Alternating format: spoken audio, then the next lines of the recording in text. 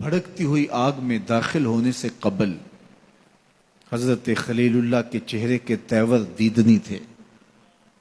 چہرے پہ کوئی گھبراہٹ نہیں تھی کہ مجھے آگ میں ڈال دیا جائے گا اور میں جل کے راکھ ہو جاؤں گا. وہ اس نشہ محبت میں تھے کہ یہ جو کچھ ہو رہا ہے میرے رب کے نام پہ ہو رہا ہے. تو اگر آگ میرے وجود کو راکھ بھی بنا دے تو یہ میری سرخودی ہے، یہ میری کامیابی ہے. اور وہ مسکراتے ہوئے آگ کی طرف بڑھے. حضرت جبریل امین حاضر خدمت ہو کے عرض گزار ہوئے، اگر آپ کہیں تو میں اللہ کی بارگاہ میں عرض کروں کہ اس آزمائش کو ٹال دیا جائے. تو فرمایا کہ میں تو آپ سے نہیں کہوں گا. تو کہا آپ اللہ کی بارگاہ میں خود عرض کر لیجئے. تو کہا کہ ان کفار کے دل میں کس نے یہ خیال ڈالا؟ کہا رب جلیل نے. کہا اگر جلیل کی یہ مرضی ہے تو خلیل کی بھی یہی مرضی ہے.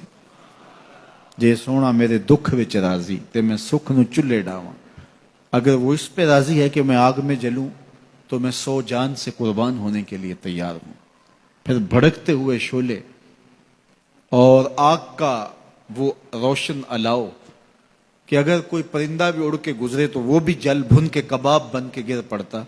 بے خطر کود پڑا آتش نمرود میں عشق، عقل ہے محو تماشائے لبے بام ابھی.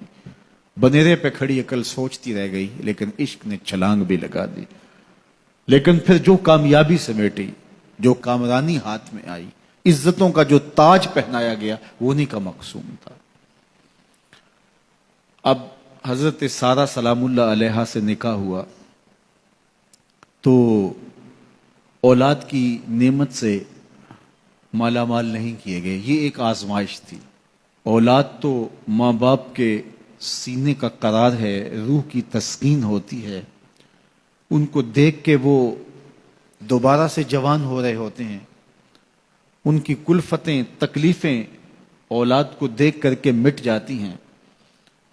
اور پھر اولاد بھی عمر کے آخری حصے کی ہو تو اس کو دیکھ کر کے جو تسکین بوڑھے باپ کو ہوتی ہے، میرے پاس تو ایسے لفظ نہیں ہیں کہ میں اس کیفیت کو بیان کر سکوں. اب حضرت خلیل اللہ اس عالم میں ایک بیٹے سے نوازے جاتے ہیں، نام اسماعیل رکھتے ہیں اور اس کو دیکھ دیکھ کے جیتے ہیں. لیکن اللہ نے ایک اور آزمائش ان پر ڈالی. کہا اس بیٹے کو اور اس کی ماں کو ایسی وادی میں چھوڑ آؤ جہاں انسانی وجود کیا حیوانی وجود بھی نہ ہو. اب یہ بات کہہ لینا بھی آسان ہے، سن لینا بھی آسان ہے، لیکن عملاً گزرنا پڑے تو دن کو تارے نظر آ جائیں. لیکن اللہ کا خلیل اللہ کے حکم کی تعمیل میں اپنی جوان سال بیوی اور نو مولود بیٹے کو لے کر کے وادی غیر ذی زرع میں پہنچتا ہے، جہاں آج مکہ المکرمہ ہے. آج تو وہاں آبادیاں ہیں، رونقیں ہیں. اس وقت جلے ہوئے سیاہ پہاڑ جیسے فولاد پگھلا کے ڈال دیا گیا ہو.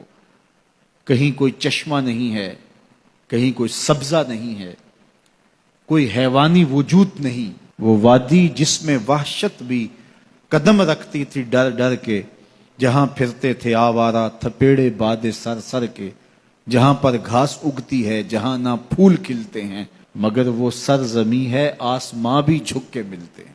2 نفوس پر مشتمل قافلہ اس وادی میں ٹھہرانے کے لیے حضرت خلیل اللہ پہنچتے ہیں. رات گزری. حضرت ابراہیم علیہ السلام نے سحر کے وقت اٹھ کے دعا مانگی اور اس مقدس قافلے کو اللہ کے سپرد کیا اور واپس پلٹنے لگے تو وفا شیار بیوی نے آگے بڑھ کے دامن تھاما اور کہا میرے شوہر نامدار، اس وادی بے آب و گیا میں ہمیں تنہا چھوڑ کے کہاں جا رہے ہیں؟ اب کیا جواب دیتے؟ خاموش رہے. تھوڑی دیر کے بعد پھر قدم اٹھنے لگے تو زوجہ کا ہاتھ بڑھا اور دامن پکڑ لیا. اس وادی غیر ذی زرع میں، بے آب و گیا وادی میں، جہاں انسانی وجود کیا حیوانی وجود بھی نہیں پایا جا رہا، اپنے نو نہال بیٹے کو اور مجھے چھوڑ کے کہاں جا رہے ہیں؟ حضرت خلیل نے کوئی جواب نہیں دیا. تھوڑی دیر بعد پھر قدم اٹھنے لگے تو پھر دامن پکڑا. حضرت خلیل کوئی جواب نہیں دیتے. تو حضرت حاجرہ نے پوچھا کیا یہ رب کا حکم تو نہیں؟ قال نعم، کہا ہاں یہ رب کا حکم ہی ہے۔ تو حضرت حاجرہ نے ہاتھ چھوڑ دیا، کہا پھر خیر سے جائیے، اگر اس کا حکم ہے تو وہ ہمیں ضائع نہیں ہونے دے گا۔ نونہال بچہ گود میں ہے، مختصر سا توشہ پاس ہے، شوہر رخصت ہو رہا ہے، اس وادی میں جہاں سوائے سیاہ پتھروں کی اور کچھ دکھائی نہیں دیتا، وہاں اپنے نونہال بیٹے کو اور بیوی کو چھوڑ کے واپس پلٹے۔ حضرت حاجرہ وہاں رک گئی، تسلیم و رضا کی پیکر بن کے۔ اللہ کی بندی نے وہیں بستر بچھا لیا، وہیں مصلی رکھ لیا اور اسی خاک پہ سجدے کرنے لگی۔ اللہ اکبر۔ توشہ 1-2 دن کے بعد ختم ہو گیا، ماں کی چھاتی سے دودھ بھی خشک ہونے لگا۔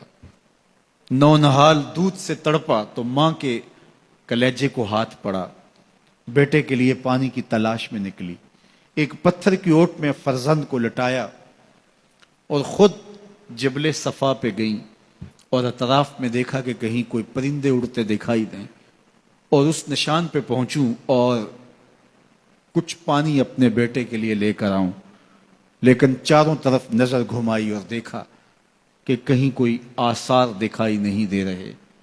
وہاں سے پھر مروہ کی جانب آئیں، راستے میں نشیبی جگہ تھی جہاں اپنے منمونے بیٹے کا چہرہ دکھائی نہیں دے رہا تھا، بھاگ کر کے گزری۔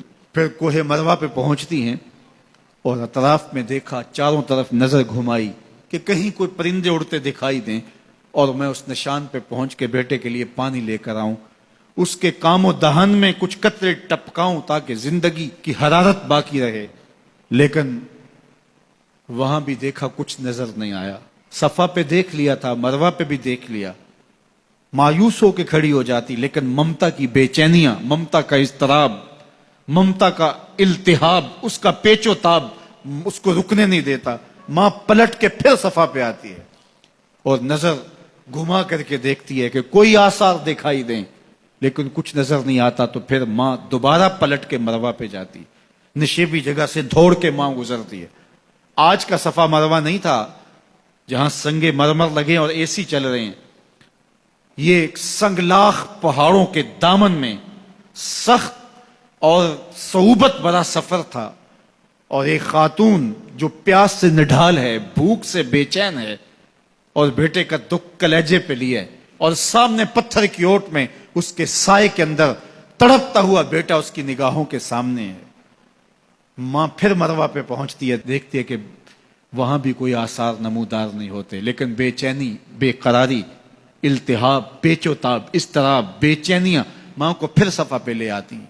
صفا سے مروہ، مروہ سے صفا، نشیبی جگہ سے بھاگ کے گزرنا، یہ ماں کی بے قراریاں ہیں۔ جب ماں 7ویں چکر میں مروہ پہ پہنچتی ہے تو ادھر دیکھا کہ بیٹا ایڑیاں رگڑ رہا ہے، تو بیٹے کے ایڑیاں رگڑنے سے ماں کا دل دھک کر کے بیٹھ جاتا ہے کہ بیٹا زندگی کی آخری ہچکیاں لے رہا ہے۔ ماں تھی، تھکی ہوئی ماں، 7 چکر لگا چکی ہے، پیاس سے چور اور بھوک سے تڑپتی ہوئی ماں ممتا سے مجبور ہو کے وہاں سے دوڑی کہ میں آخری لمحے اپنے بیٹے کو اپنے سینے سے چمٹا لوں، اس کے چہرے کی بلائیں لوں۔ ماں جب قریب آئی تو منظر بدلا ہوا تھا، کیا دیکھا کہ معصوم ایڑیاں رگڑ رہا ہے اور پانی کا چشمہ طواف کر رہا ہے، پاؤں سے پانی پھوٹ رہا ہے اور پانی بہہ کے پھیلنا چاہ رہا ہے، تو جلدی سے منڈیر کرتے ہو کہا زمزم رک جا، رک جا۔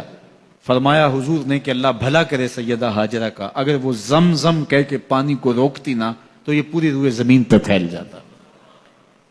اب اللہ تعالیٰ نے پانی کا اہتمام کر دیا، اور یہ چشمہ جو حضرت اسماعیل کے قدموں کا فیضان ہے، قیامت تک کے لیے فیض بانٹ رہا ہے۔ ہزاروں سال ہو گئے، لوگ وہاں بھی پیتے ہیں اور اپنے اپنے ممالک کے اندر بھی یہاں سے بھر کے لے جاتے ہیں، لیکن یہ چشمہ کبھی بھی خشک نہیں ہوا، اور اس کا پانی لوگوں کو آج بھی فیض دے رہا ہے، اور یہ دوا بھی ہے، شفا بھی ہے، غذا بھی ہے۔ یہ پانی جو ہے وہ نور و نکھت سے مالا مال ہے، اور یہ حضرت سیدنا اسماعیل کے قدموں کی سوغات ہے۔ کائنات کا کوئی مشروب اس پانی کی عظمتوں کو چھو بھی نہیں سکتا، اس لیے کہ اس نے ایک پیغمبر کے بوسے لیے، ایک پیغمبر کے قدم چومے ہیں۔ اب حاجی جب وہاں جاتا ہے صفا مروہ پہ، تو جن کو حج یا عمرے کی سعادت نصیب ہوئی وہ تو اب یہاں نہیں ہوں گے، وہ تو تصور میں وہاں گھوم رہے ہوں گے کہ وہاں کیسا دل آویز منظر ہوتا ہے جب آپ تھوڑا سا صفا پہ چڑھ کے یا مروہ پہ چڑھ کے لوگوں کو بھاگتا ہوا دیکھتے ہیں تو وہ تصور دل کھینچتا ہے اور انسان صدیوں پیچھے اپنے آپ کو لے جاتا ہے کہ یہ وہ جگہ تھی کہ سیدہ ہاجرہ یہاں اپنے بیٹے کے لیے دوڑی تھی اور انہیں بیٹے کے لیے پانی چاہیے تھا اور وہ پانی کی تلاش میں کبھی صفا اور کبھی مروہ پہ جا رہی تھی۔ آج حاجی کی بغل میں پانی کی بوتل اور یہ کیوں دوڑ رہا ہے؟ سیدہ ہاجرہ تو میلین اخزرین کی جگہ، وہ نشیبی جگہ، وہاں بھاگ کر کے اس لیے دوڑی تھی کہ وہاں بیٹے کا من موہنا چہرہ نظر نہیں آتا، اور یہاں ماں بیٹا اکٹھے دوڑ رہے ہیں، تو یہ کیوں دوڑ رہے ہیں؟ پانی کے کولر جگہ جگہ نصب ہیں، پانی نہیں چاہیے تو پھر بھی دوڑ رہے ہیں۔ کہا اے ہاجرہ تو نے حد کر دی، لیکن جس جگہ پہ تو دوڑی تھی قیامت تک اس جگہوں پہ زمانہ دوڑتا رہے۔ یہ پروٹوکول ہے، یہ اعزاز ہے، یہ تکریم ہے سیدہ ہاجرہ سلام اللہ علیہا کی۔ ولی بھی دوڑتے ہیں، شہنشاہ بھی دوڑتے ہیں، کج کلا بھی دوڑتے ہیں، بوڑھے غریب امیر سارے دوڑ رہے ہیں، بچے بھی دوڑ رہے ہیں۔ اللہ اکبر! کہا اے ہاجرہ جن راہوں پہ تو دوڑی ان راہوں پہ امام الانبیاء بھی سعی کریں گے، ان راہوں پہ نبی بھی دوڑیں گے، غوث کتب ابدال اور ولی بھی دوڑیں گے۔ اللہ اکبر! اس دوڑنے کو عبادت بنا دیا گیا۔ انہیں تو پانی چاہیے تھا اس لیے دوڑی، حاجی پانی کے لیے نہیں دوڑ رہا، سیدہ ہاجرہ کی اس ادا کو ادا کر رہا ہوتا ہے۔ تو ذرا دیکھیے پلٹ کے ماضی کی طرف، تو یہ ہمارے اسلاف کی ادائیں ہیں جن کو ہم تازہ کر رہے ہیں۔